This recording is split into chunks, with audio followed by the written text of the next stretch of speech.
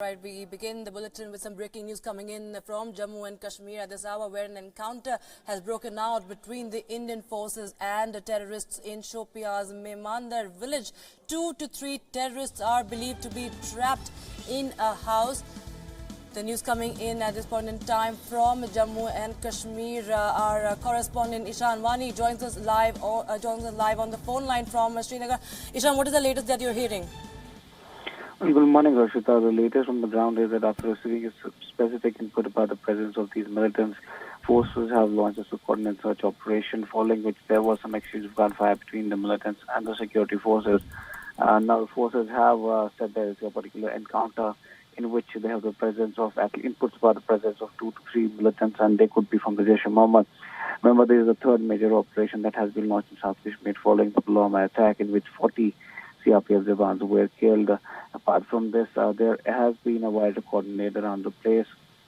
Para Commando CRPF and Jammu Kashmir Police is actually looking after this particular operation. Now, Shopian is a district where, it has been volatile. Security forces would be cautious about any stone pelting incident that may arise near the particular scene and try to disrupt the operations. That's why there are already mobile internet services are shut. And there has been a wider crackdown following the Pulwama attack, not only on separatists but also on militants now in Jammu and Kashmir. On that, this comes after as a frustrated and frantic efforts by the from across the border, given the Indian Air Force strikes in Pakistan just 24 hours earlier. Well, absolutely right. There hasn't been any let-up in the operations, in particular in South Kashmir. The forces have been on toes. This is not for the first time that we are seeing that something is happening outside the country and the security forces aren't carrying out any operations. They are going after these militants after receiving tip of about their presence. This is something which is on expected lines, that forces will go after every militant in South Kashmir, particularly wherever they get information about their presence. Because following the Pulwama attack, there has been a hard stand taken not only by the central government but also the security forces, who, according to Prime Minister Narendra Modi, have been given a free hand to deal with the situation in the valley after that particular deadly bombing. All right, Ishan, also brief us about the security situation and security arrangements in the valley in the wake of the Pulwama attack, and of course the operation that were conducted by the Indian Air Force just 24 hours earlier, given the army was of course expecting firing from across the border. Well, tensions are really high in the state of Jammu and Kashmir. People are really worried about their safety and security, since after these strikes that were carried by the Indian Air Force was something which was on the cards, and then later on we saw that there have been different orders that were coming in. So that may have been those may have been part of this process where administration was gearing up for any eventuality, and that's why they were issuing these orders. Now, the valley has already 100 companies, additional companies which have been brought in to the valley. Remember, it was before a few days that there have been additional companies of BSF, CISF, SSB, and CRPF brought into Kashmir. It was said that they are for the election duty, but there might have been some law and order problems that may arise because of the arrests and NIA raids which have been carried out on separatists after the Pulwama attack. Not only on militants but also on separatists, they have gone tough. And that is why there has been some sort of tension in the valley. Today and tomorrow, they have called for shutdown against this particular thing. Right, Ishan.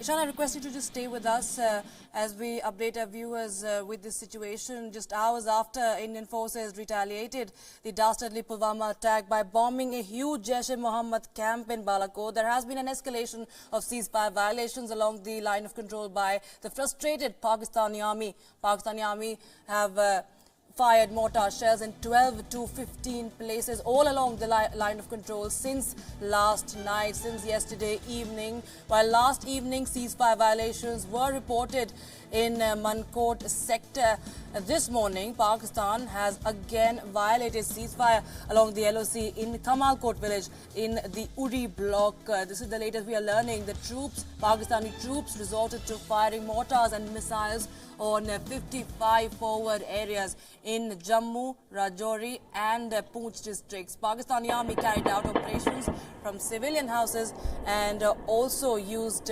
villagers as human shields. Meanwhile, Indian army continues to strongly retaliate by targeting the Pakistani posts away from the civilian localities. The Indian army says that its focused fire has destroyed 5 posts and has also resulted in the number of casualties to the Pak army.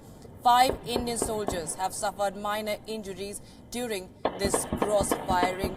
In the wake of continuous ceasefire violations and heavy shelling, district administration of Rajouri and Poonch have ordered the schools within 5-kilometer radius from the line of control to remain shut today.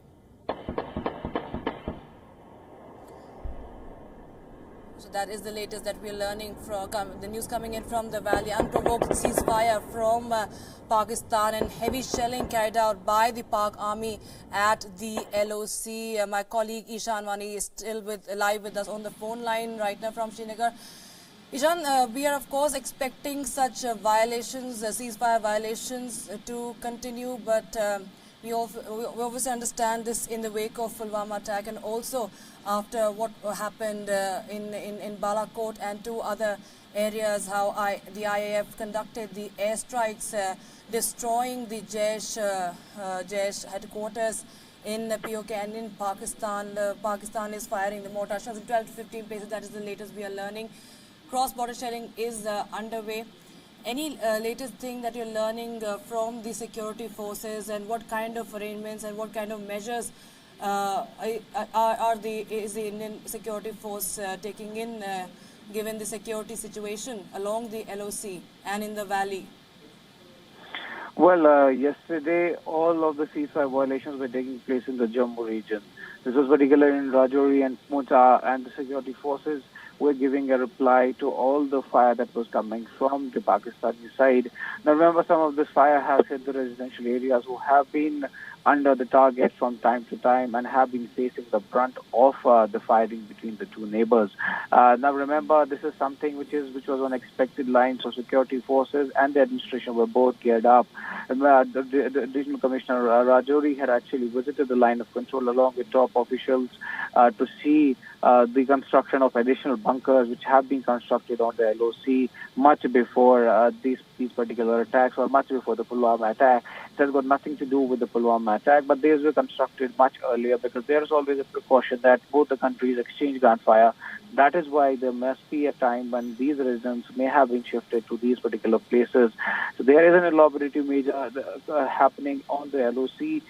In Uri, we're seeing that this is for the first time after Pulwama attack and after these ceasefire violations that now actually there has been a ceasefire violation in Kashmir side of the state as well.